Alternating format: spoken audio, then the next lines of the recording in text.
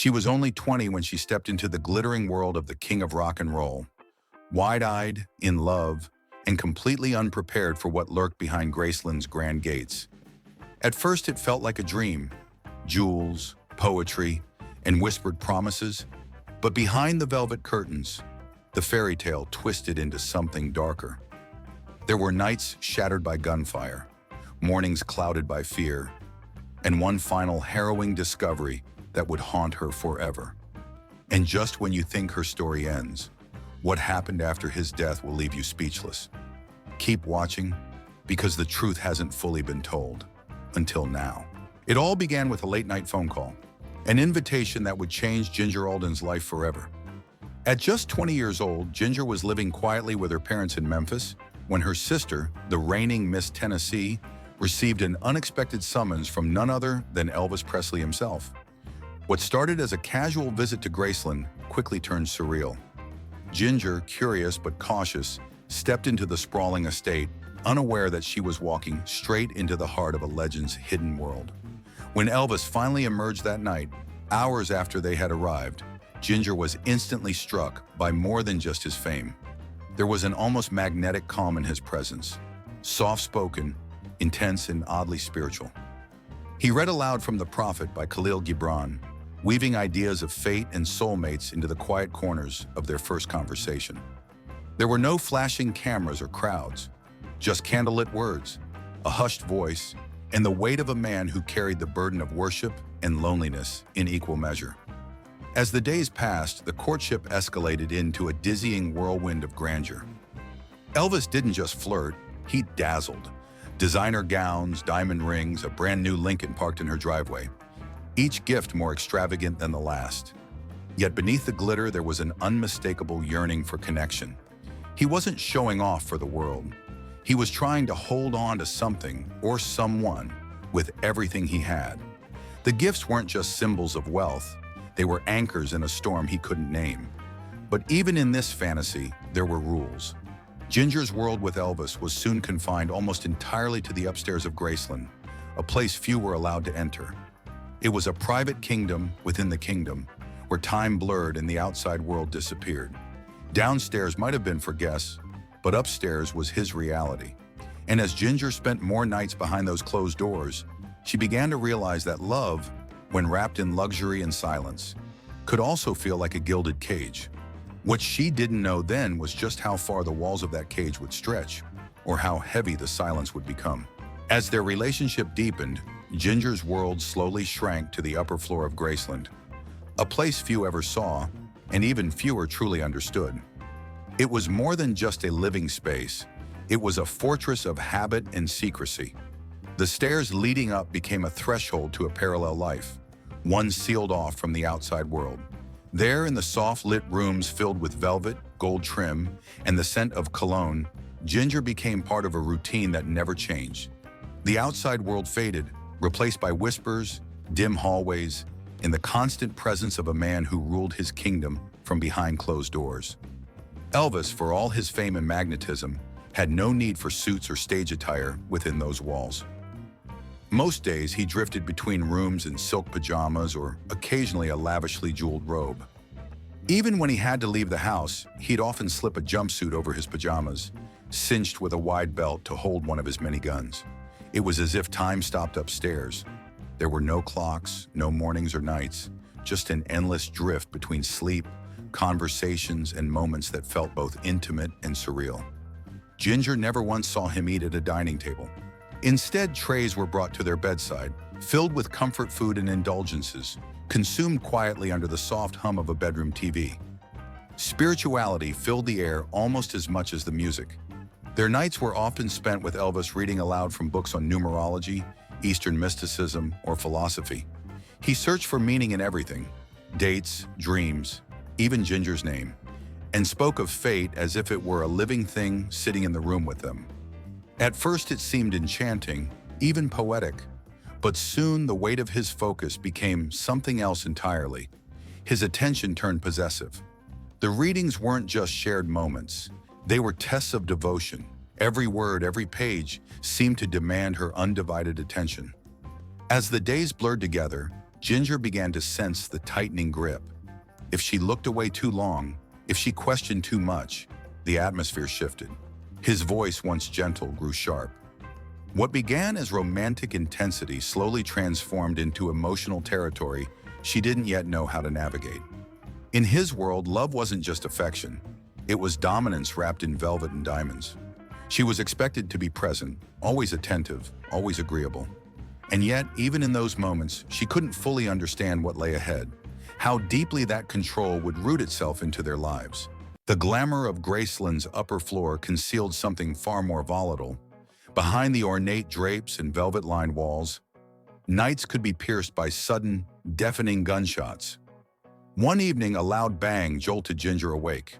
Elvis had fired a magnum into the headboard, claiming it was to get her attention when she hadn't responded fast enough to his request for more yogurt. It wasn't a one-time event. He shot out a TV he didn't like, blew apart a phone that dared to ring at the wrong time, and even unloaded a machine gun into a malfunctioning toilet. What began as eccentric outbursts started to feel less like spectacle and more like warning signs. The house was beautiful, but it was never truly quiet. Moments that might seem absurd from the outside carried an undercurrent of fear for Ginger. Something as simple as expressing concern, whether about the food he consumed or the growing number of sleeping pills administered by a live-in nurse, was enough to unleash his fury. Her attempt to gently point out he had already had enough papaya juice led to a sudden, explosive reaction. On a luxurious vacation in Hawaii where most couples would find peace, Ginger's voice of reason became a trigger. He threatened to leave, not just her, but the entire group, including her family. His voice thundered, his mood turned dark, and the message was unmistakable. Questioning him was crossing a line. The tension was constant, even in paradise. It was during that same trip that things escalated beyond words. After a heated exchange, Ginger did the unthinkable. She walked away. Moments later, he burst into the room and struck her across the ribs with a shocking force. "No one walks out on me when I'm talking," he snapped. The man who had once whispered poetry now wielded his authority like a weapon. The opulence, the generosity, the diamonds. None of it shielded her from the emotional and physical consequences of speaking up. And still, beneath all of this, was something even more unsettling. The instability lurking behind his eyes. The sleep packets, doled out in carefully timed doses by a nurse living in a trailer on the property, became a ritual. He needed them, sometimes in multiples, just to get through the night. Paranoia began to take root. He was suspicious, reactive, unpredictable. Ginger never knew what version of Elvis she'd find when she opened the bedroom door. The man who once promised her the stars now lived in a world of shadows, and each day became a silent gamble, hoping it wouldn't be the one where everything finally went too far. Despite the growing tension behind Graceland's closed doors, there were moments that sparkled with extravagant affection. Elvis didn't just show his love, he broadcast it in diamonds and mink. Ginger's family, once living modestly in Memphis, found themselves wrapped in luxury. Coats of soft fur, a gleaming new car, and a promise that their mortgage would be taken care of, no questions asked. Jewelry boxes filled with custom pieces became commonplace, each one more dazzling than the last. To the outside world, it might have looked like a fairy tale, like Ginger had stepped into a life where dreams came true. But those gifts were also distractions. For every necklace laid around her neck, there was something unsaid, something trembling beneath the surface. Then, in a moment meant to outshine them all, he got down on one knee. In the most private room of his fortress-like home, his bathroom, he opened a box that held a massive diamond ring, its center stone surrounded by 6 smaller ones, each glittering under the bathroom lights. He asked Ginger to marry him, softly, solemnly. She said yes, and the two began secretly planning a wedding that Elvis declared would be the wedding of the century. Christmas had been chosen as the date, and Ginger, still holding on to hope, began discussing gown designs and imagining the life she thought might still be possible. But even in that joy, there was an ache she couldn't explain, because with every tender promise came a quiet dread. The more he gave, the tighter things felt. Ginger never knew which version of him she'd wake up next to, the generous charmer or the storm behind the curtain. Emotional highs were always followed by deep, punishing lows. Even in moments of love, she carried a nervous anticipation, a sense that everything could change with a glance, a word, or a silence. And no matter how many diamonds she wore or plans they made, she could never fully escape the feeling that the most unpredictable chapter of her story hadn't been written yet. It was a quiet summer morning that began like so many others. Soft light slipping through the curtains, the steady hum of silence within Graceland's upstairs sanctuary. But something felt off. Ginger stirred from sleep and realized the room was too still. Elvis wasn't beside her. The door to the bathroom stood slightly ajar, its opening both ordinary and ominous. She called his name. No answer. With a growing sense of dread, she stepped into the room, and her world shattered. There he was, in a position frozen in time. Seated on the floor, his upper body slumped forward, face turned slightly to the left. His shoulders and chest rested against the tile, legs bent underneath him, as if he had simply paused mid-movement and never returned. The room, so familiar and unassuming, had become a stage for the unthinkable. It wasn't dramatic. It was quiet, chilling, surreal. A single moment that stretched out like eternity, refusing to make sense. Ginger could barely comprehend what she was seeing, but instinct took over. The next few minutes unraveled in chaos. The house, once still and silent, filled with shouting, footsteps, and the desperate rush of people trying to reverse the irreversible. Ginger was swept into the eye of it all, trying to help, trying to process, trying not to fall apart. One thing was clear. Lisa Marie had to be kept away. The door was blocked. The questions would come later. For now, the man who had once filled every corner of her life with music, laughter, and fear had vanished, leaving behind silence and a future that no longer looked anything like the one he had promised. In the days that followed, the world mourned the loss of a legend, and crowds gathered to pay tribute to the man who had seemed larger than life. But for Ginger, the grief took on a strange and lonely shape. Despite being his fiancée, his final love, and the one who found him in those last moments, she was quietly pushed to the edges. When the funeral arrived, Ginger wasn't at the front of the procession or given a place of honor. She stood to the side, watching a chapter of her life be closed by others. Even then, amid the chaos of grief and legacy, Priscilla Presley, Elvis's former wife, approached her with a quiet truth. "I know how much Elvis loved you." It was a moment of recognition, but not of justice. After the mourning faded and the crowds drifted away, a far colder reality set in. The promises Elvis had made, the mortgage he'd vowed to pay off for Ginger's family, the security he'd spoken of, were simply erased. No one from the estate stepped forward. Bills went unpaid. Legal papers were filed, but even a lawsuit couldn't unlock what had been verbally promised in quiet, intimate moments. It was as if her presence, her love, and her place in his life had been wiped from the record. There were no final gifts, no written guarantees, only a silence that felt deafening in its finality. And so Ginger disappeared.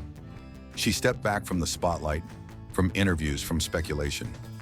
The young woman who had once been surrounded by lights, music, and the man everyone thought they knew was suddenly just a shadow in the story. All she had left were the jewels he had given her, carefully tucked away, and the memories she couldn't forget if she tried. She stayed quiet for years, her voice missing from the countless retellings of his life. But silence, like secrets, has a way of waiting for the right moment to break. After decades of silence, Ginger Alden finally broke through the stillness that had followed her for so long. She picked up the pieces of a life few had truly understood and placed them carefully into the pages of Elvis and Ginger. It wasn't about revenge. It wasn't about reclaiming fame. It was a reckoning, a way to speak the truth she had carried quietly for years. Through her words, she invites the world into a story no tabloid ever told, no headline ever captured. This was not the tale of an icon. It was the experience of a young woman who had lived inside a golden cage and emerged forever changed. In her telling, the man the world adored becomes achingly real. Ginger doesn't deny his charm, his warmth, his extraordinary acts of generosity. She remembers the tenderness, the soft-spoken dreams, the diamonds and devotion. But she also lifts the veil on what those moments often hid: the sudden flashes of rage, the need for control, the storm of contradictions he carried within him. He could be gentle and cruel, vulnerable and intimidating, sometimes within the span of a single evening. In humanizing him, she doesn't diminish the legend. She deepens it.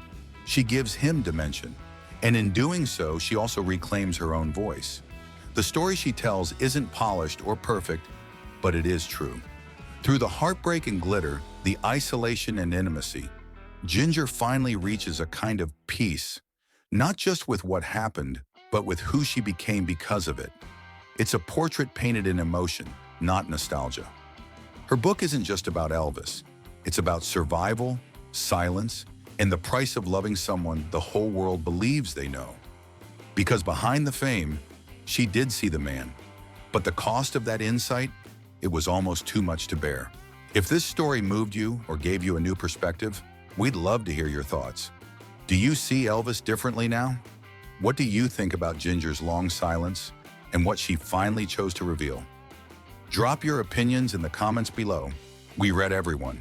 And if you enjoyed this video, don't forget to give it a like, share it with someone who loves music history, and hit that subscribe button so you never miss a story that dives deeper than the headlines. Tap the notification bell too. We've got more powerful stories coming your way.